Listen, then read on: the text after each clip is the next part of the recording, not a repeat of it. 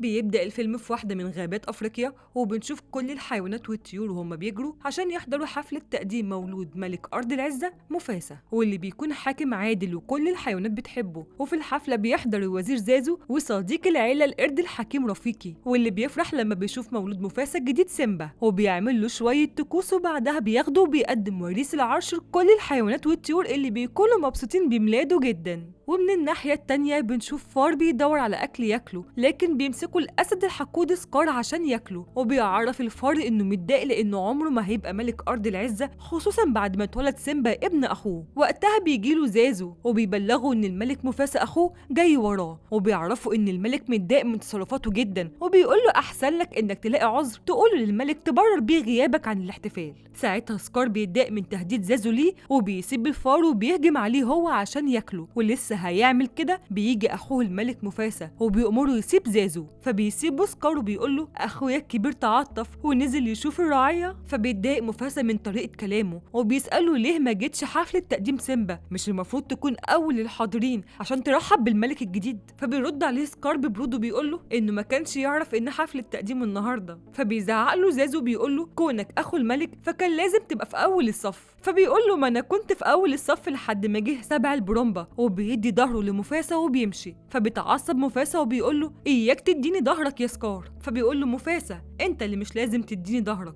فبيروح وراه مفاسة وبيسأله هو انت كده بتتحداني؟ فقال له لا انا ما اقدرش اتحداك لانك الاقوى. وبعد ما بيمشي مفاسة بيسأل زازو وده اعمل معاه ايه؟ فبيقول له زازو جلالتك احنا الاتنين عارفين انه بيكرهك وان كان لازم جلالتك تنفيه بره ارض العزة من زمان. فبيقول له مفاسة انا عارف ان معاك حق بس ما اقدرش اعمل كده مع اخويا الوحيد. وبالليل بنشوف القرد رفيقي وهو بيرسم على الشجرة صورة سيمبا ملك أرض العزة في المستقبل. وبتعدي الأيام وبنشوف سيمبا بعد ما كبر شوية وبنلاقيه بيتفرج على أرض العزة بانبهار، فبيروح يصحي باباه علشان يعرفوا كل حاجة عن أرض العزة زي ما وعدوا. ومفاسة عشان حنين بيصحى بدري وبياخد سيمبا وبيوقفه على أعلى منطقة في المملكة، وبيقول له بص يا سيمبا كل حاجة تحت ضوء الشمس تبع مملكتنا، وبيعرفوا إن هيجي يوم وهو اللي هيحكم الأرض دي من بعده. فبيقول له سيمبا يعني هيجي يوم وكل الأرض دي هتكون ملكي؟ فبيفهمه مفاسة إنهم مش بيملكوا الأرض وإنهم بيحموها. فبيقول له سيمبا ماشي فهمت أنا هحكم كل حاجة شايفة النور، طب بالنسبة للأرض الضلمة؟ فبيحذر باباه إنه ما يروحش لهناك أبدا. وبعدها بياخده وبيتمشوا سوا في المملكة، وبيقول له مفاسة إن الملك الحقيقي لازم يحتوي كل الكائنات من أول النملة لحد البقرة. وقتها بيروح لهم زازو وبيعرف الملك أخبار المملكة، فبيوشوش مفاسة ابنه بيقول له عايز تنبسط، وبيعلمه ازاي ينقض على زازو وبيخليه ينزل على الارض خالص وما يعملش اي صوت. ومره واحده بيخليه ينقض على زازو اللي اترعب وساب المكان خالص ومشي. وسيمبا ومفاسة بينبسطوا باللي حصل وبيفضلوا يلعبوا مع بعض، بس بعدها بيرجع تاني زازو للملك وبيعرفوا ان الضباع اللي نفاهم موجودين دلوقتي في ارض العزه. فبيأمر مفاسة زازو انه يروح سيمبا عشان هو هيروح يطردهم، فبيطلب سيمبا من باباه انه يروح معاه، لكن مفاسة بيرفض لانه لسه شبل صغير. وبياخدوا بعدها زازو بيوصله لحد البيت وبيسيبه وبيمشي. فسيمبا وهو بيلعب بيشوف عمه سكار، فبيروح له بيحكي له ان باباه لسه موريله المملكه كلها الا يحكمها لما يكبر، وبيقول له بذمتك مش حاجه غريبه ان لما اكبر وابقى ملك هبقى حاكم عليك واديك اوامر؟ فبيتضايق سكار من كلامه وبيستغل الحكايه دي وبيساله يا ترى باباك وراك كمان الحته الضلمه اللي بره الحدود الشماليه؟ فبيرد عليه سيمبا لا وحذرني ان عمري ما اروح لهناك ابدا. فبيقول له طبعا باباك معاه حق، مقبرة الأفيال مكان خطير وما يروحوش إلا الأسود الشجعان. فسيمبا أول لما بيعرف المكان ده بيبقى عنده فضول إنه يروح لهناك، فساعتها سكار بيفرح إن خطته ماشية زي ما هو عايز. فبعدها بيروح سيمبا لنالا صاحبته وبيقول لها تعالي معايا نروح نلعب مع بعض عند نبع المية. فبتوافق نالا وبيروحوا هما الاتنين يستأذنوا سرابي مامة سيمبا إنهم يروحوا يلعبوا. فبتوافق مامته بس بشرط إنهم ياخدوا زازو معاهم، فبيضطروا ساعتها إنهم يسمعوا كلامها وبياخدوا زازو معاهم. وفي الطريق نالا بتقول لسيمبا أنا عارفة إنك ما بتحبش نبع المية بس مرضتش أتكلم قدام مامتك، هو إحنا رايحين فين بقى؟ فبيقول لها لمكان جنان مقبرة الأفيال. فبتخاف نالا لحسن يتوهوا أو تحصل لهم حاجة خطيرة، فبيطمنها سيمبا بيقول لها إنه لف المملكة كلها النهاردة مع باباه وما لقاش أي حاجة تخوف. فبتقول له طب هنعمل إيه في زازو؟ فبيقول لها تعالي تعالي ورايا أنا عندي خطة. وبيطلع يجري سيمبا ونالا وسط الحيوانات علشان يستخبوا من زازو وما يشوفهمش، وفعلا بتنجح خطة سيمبا وبيقدروا هما الاتنين يزوغوا منه. وفي الطريق بيضربوا بعض بهزار، بس بتقدر نالا تهزمه مرة واتنين، فبيتضايق سيمبا وبيزقها، وبيتفاجئوا بعدها انهم وصلوا لمقبرة الأفيال. وبيطلع مكان مرعب، وسيمبا عشان يثبت لنالا والبابا انه شجاع بيروح يستكشف المكان الخطير ده، فبتترجاه نالا انهم يرجعوا عشان هما كده خرجوا بره أرض العزة وبقوا في خطر حقيقي. فبيقول لها سيمبا بصوت عالي: خطر؟ أنا بضحك في وش المخاطر. فبيظهروا لهم بعدها ضباع من كل مكان وبيقربوا منهم علشان ياكلوهم. وبتظهر بعدها زعيمة الضباع شينزي، وبتقول للضباع إنها مستنية الأكلة دي من زمان، وبتطلع عارفة إن سيمبا يبقى ابن مفاسة، وبتقرب منه عشان تاكله وتنتقم من مفاسة اللي نفاهم بره أرض العزة عشان كانوا بيصطادوا بعشوائية. وقتها بيجي زازو وبيطلب من شينزي إنها تسيبهم، ولما ما بترضاش بيهجم عليها زازو وبيطلب من نالا وسيمبا إنهم يهربوا، فبيجروا منهم جوه النفق. وبتطلع الضباع تجري وراهم لحد ما في النهاية بيطلع سيمبا ونالا من الناحية التانية من النفق، وبيتفاجئوا إنهم متحاصرين من الضباع من كل اتجاه. فسيمبا عشان يخوفهم بيزقر، لكن بيطلع منه صوت زي صوت القطط، وده بيخليهم يضحكوا عليه. وواحد فيهم بيقوله: الله،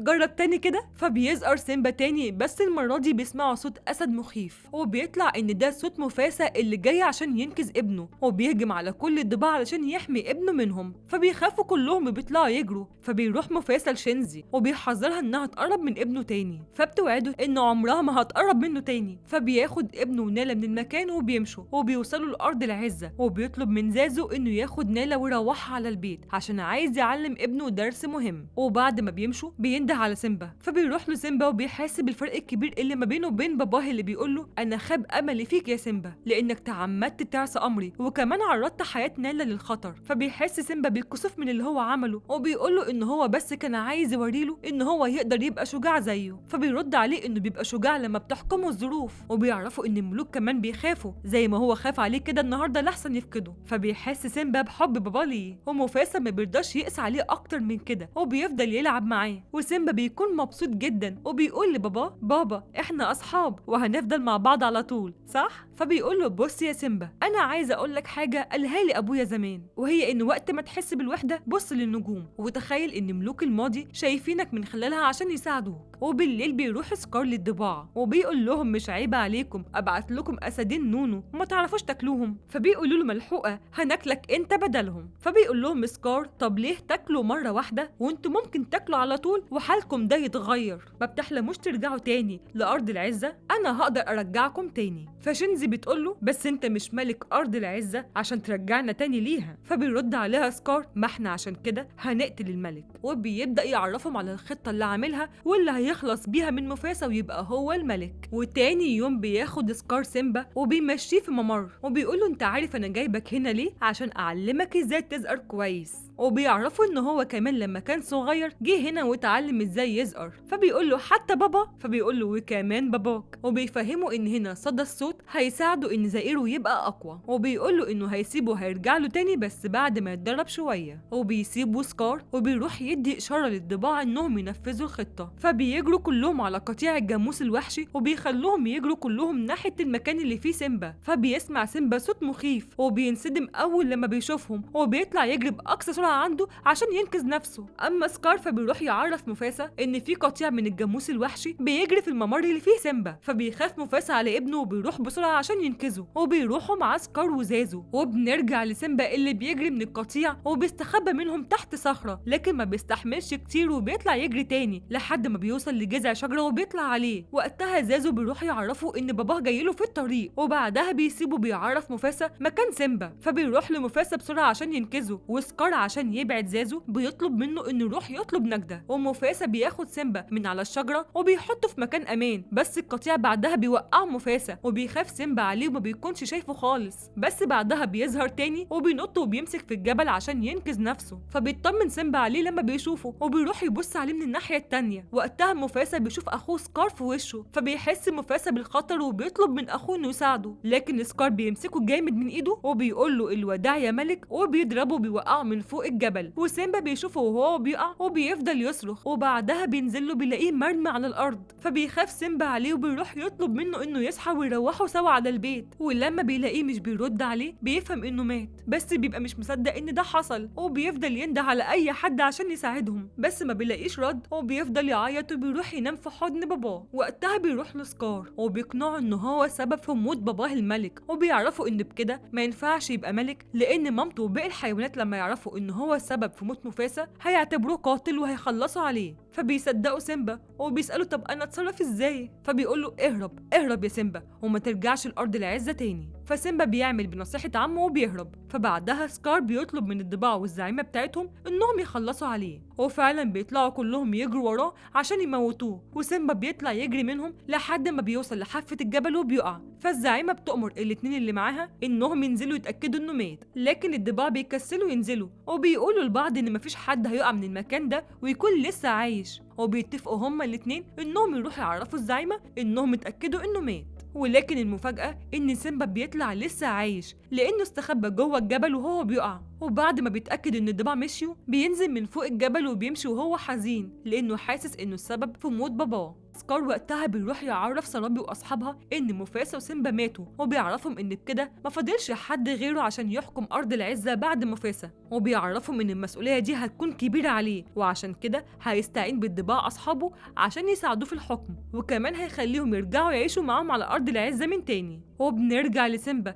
اللي بيفضل ماشي في الصحراء عشان يبعد عن أرض العزة، والعطش بيخليه مش قادر يمشي لحد ما بيغمى عليه من كتر التعب. فبعدها بيتلموا حواليه مجموعة من النسور عشان ياكلوه، لكن بيظهروا 2 أصحاب اسمهم تيمون وبومبا وبيطلعوا يجروا عشان ينقذوه منهم، وبيقرب منه تيمون عشان يعرف مين اللي هم أنقذوه، ولما بيعرف إنه أسد بيطلع يجري وهو بيقول لبومبا فلسع يا بومبا. فبيروح لبومبا بيقول له انت خايف من ايه؟ ده اسد صغنون، وبيقترح عليه انه يخليه يعيش معاهم اهو لما يكبر يحميهم من اي وحش ممكن يهجم عليهم. فتيمون بتعجبه الفكره جدا وبيفوق سيمبا على صوتهم وبيسالهم انتوا مين؟ فبيقول له انا تيمون وده بومبا، احنا اللي انقذناك من النسور اللي كانت عايزه تاكلك. فبيشكرهم سيمبا وبيمشي وهو حزين، فبيروحوا وراه وبيعرضوا عليه المساعده. فبيقول لهم سيمبا لو عايزين تساعدوني غيروا الماضي. فبيقول له تيمون بص يا ابني اللي حصل حصل خلاص وما نقدرش نغيره. وبيعرفوا بومبا على حكمة هم عايشين بيها اسمها هاكونا ماتاتا. فبيسألهم سيمبا يعني ايه؟ فبيقول له يعني اشتري دماغك وادي ظهرك للماضي وركز بس في المستقبل. وبيعرفوا بومبا ان الحكمة دي هتحل له كل مشاكله. فبيقتنع سيمبا بحكمة هاكونا ماتاتا وبيقرر ينسى الماضي. فبعدها بياخدوه تيمون وبومبا وبيفرجوه على المكان الجميل اللي هم عايشين فيه. فبيقول لهم سيمبا انه جعان لدرجة انه ممكن ياكل فيل.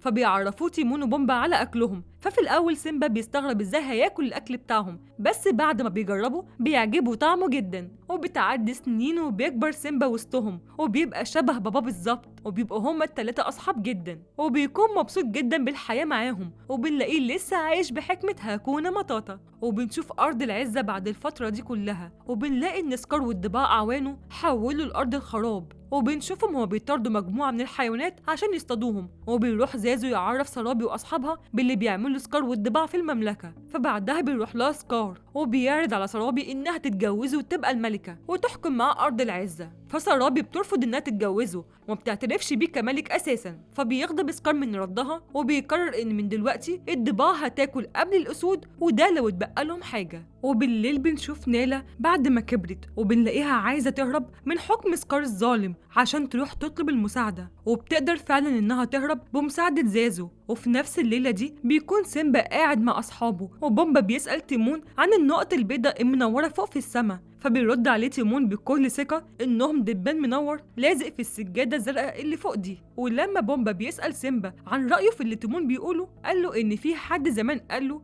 إن ملوك الماضي بيطل عليهم من النجوم دي. فبيتريقوا وبيضحكوا على الكلام اللي بيقوله سيمبا. فبيفتكر سيمبا باباه وبيروح يقعد لوحده، وبيطير منه شعرايه وبتنزل في النهر وبتفضل تمشي في الميه. وبيجي بعدها عصفور وبياخدها وبيحطها في العش بتاعه، بس ست العش ما بتعجبهاش وبترميها. فبياخدها الهوا وبيطيرها لحد ما بتوصل للنمله دي اللي بتاخدها وبتطلع بيها على الشجره اللي عايش عليها القرد رفيقي. فبيشوفها وبياخدها منها، وبمجرد ما بيشوفها بيعرف ان سيمبا لسه عايش، وبيبقى هو اول حد يعرف ان سيمبا لسه عايش. وتاني يوم تيمون وبومبا بيتمشوا في الغابة وهم مبسوطين، ومرة واحدة بتهجم عليهم نالا وبتبقى عايزة تاكل بومبا، وخلاص هتاكله بيهجم عليها سيمبا وبيضربوا بعض، بس نالا بتقدر تهزمه زي زمان. فبيفتكرها سيمبا وبيقول لها نالا، فبتسيبه وهي مش مصدقة انه سيمبا وانه لسه عايش، لان اخر حاجة عارفاها عنه انه مات. فبتطلب منه انه يرجع معاها الارض العزة لانه الملك. فبيعرفها سيمبا ان المكان ده هو وطنه، وبيعرفها على اصدقائه تيمون وبومبا، وبيترجاها تعيش معاه في المكان الجميل ده وما ترجعش هي كمان لارض العزة. فبتقوله انها ما ينفعش ما ترجعش، وانها هربت بس عشان تدور على مساعدة، لان سكار خلى ارض العزة خراب وما فيهاش لا اكل ولا شرب، وانه كمان سمح للضباع انها تعيش معاهم. وبتساله طالما كنت عايش الفترة دي كلها ليه ما رجعتش تاني لارض العزة؟ فمش بيرضى سيمبا يحكي لها حاجة، فبتعرفوا انهم محتاجينه لانه الملك. فبتعصب سيمبا بيقول لها انا مش الملك، سكار هو الملك، وانه عايش بحكمه اسمها هاكونا ماتاتا. فبتساله يعني ايه؟ فبيقول لها يعني لما تقابلني مواقف وحشه وما اعرفش اتصرف فيها يبقى ليه اشيل همها. فبتقول له يا خساره يا سيمبا، خيبت املي فيك. فبيقول لها انت بقيتي تتكلمي زي بابا. فنالا بتقول له طب كويس ان حد فينا طلع زيه، وبتسيبه وبتمشي. وبعد ما بتمشي نالا، سيمبا بيتمشى في الغابه وهو حزين، وبيفضل يفكر في كلام نالا.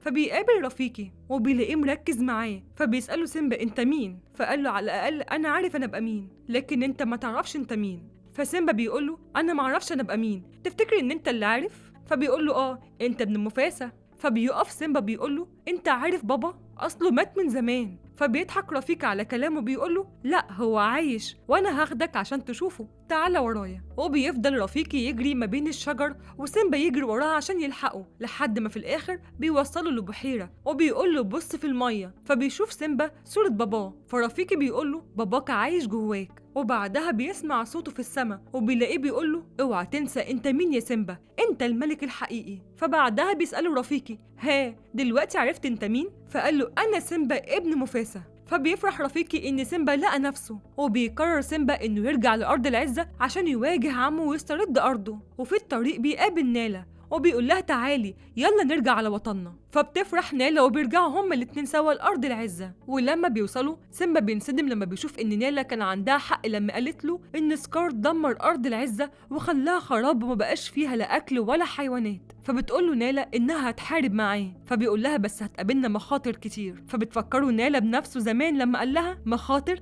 انا بضحك في وش المخاطر. فبيشوفوا زازو وبيبقى مش مصدق انه عايش وبيرحب بيه وبينحني للملك. وبعدها بيتفاجئ سيمبا ان تيمون وبومبا جم وراه عشان يساعدوه في انه يرجع ارضه. فسيمبا بيفرح وبيقول لهم طب تعالوا ورايا. وبيكتشف سيمبا انه عشان يوصل لعرين سكار لازم يخلص من الضباع اللي بيحرسوا عرينه، وبيقول لهم احنا محتاجين لطعم. فبومبا قال له فكرة هايلة يا سيمبا، احنا محتاجين واحد مليان لحم وملظلظ عشان الضباع اول لما يشوفوه يطلعوا يجروا وراه. وبعدين بيسألهم هو انتوا بتبصوا لي كده ليه؟ فبيفهم بومبا من نظراتهم ليه إنه هو الطعم. فبيروح ينفذ خطة سيمبا والضباع بيطلعوا يجروا وراه. فبيستغل سيمبا ونالا الفرصة وبيروحوا بسرعة لسكار اللي كان عمال يزعق لسرابي لأنها لسه مش موافقة تتجوزه ولا عايزة كمان تعترف بيه إنه ملك، وبتقوله إنه ولا حاجة بالنسبة لمفاسة. فبيتعصب سكار عليها وبيضربها. فبيزقر سيمبا جامد. فبيشوفوا سكار وبيفتكروا مفاسة. فبيزعق له سيمبا بيقوله اوعى تقرب من أمي. وبعدها بينزل له من فوق الجبل وبتستغرب أمه إنه لسه عايش وبتفرح برجوعه جدا. فبيتضايق سكار ان سيمبا لسه عايش وبيبص بغيظ للضباع. فسيمبا بيقول له اديني سبب واحد يخليني ما اقطعكش حتت.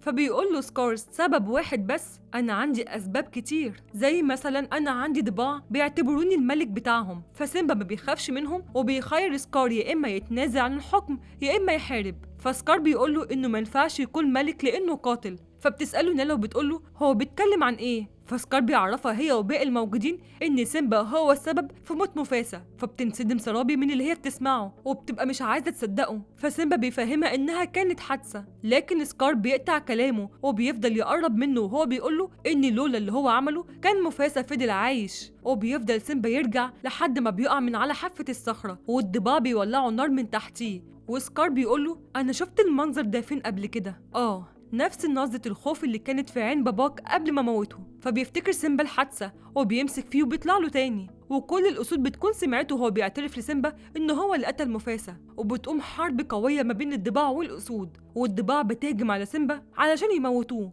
فبتشوفهم نالا وبتروح تساعد سيمبا، وشينزي بتشوف نالا وبتضربها، بس نالا بتقدر تهزمها وبترميها من فوق الجبل، وكل أصحاب نالا بيعملوا زيها وبيرموا الضباع من فوق الجبل، وزاز وهو كمان بيشارك في الحرب دي، بس الضباع يا حرام بيحاصروه عشان ياكلوه، فبيجي ساعتها رفيقي وبيضربهم بعصايته. ونرجع لسيمبا، بنلاقيه بيدور على عمه سكار اللي كان عايز يهرب، فبيروح وراه وبيطلع سكار يجري منه لحد ما بيوصل لنهاية الجبل، فبيخاف سكار منه وبيقوله أتوسل إليك ارحمني، فبيقوله سيمبا أرحمك بعد كل اللي عملته، فبيدافع سكار عن نفسه بيقوله إن الضباع هم أعدائك الحقيقيين، وإن فكرة موت مفاسة كانت فكرتهم، فبيسمعوه الضباع اللي كانوا جايين يساعدوه وهو بيقول عنهم الكلام ده، فسيمبا طبعا ما بيصدقهوش، وسكار بيقوله معقول هتقتل عمك الوحيد؟ فبيقوله سيمبا نفس الكلام اللي قالهوله زمان، وهو إنه يهرب بعيد عن أرض العزة وما يرجعش هنا تاني. فسكار بيوافق وبيمشي من قدامه بمنتهى الهدوء، ومرة واحدة بيغدر بيه وبيضربه، فسيمبا هو كمان بيضربه جامد، وبيفضلوا هما الاتنين يضربوا بعض، وكل واحد فيهم بيبقى عايز يخلص على التاني، لكن سيمبا هو اللي بيقدر يهزم سكار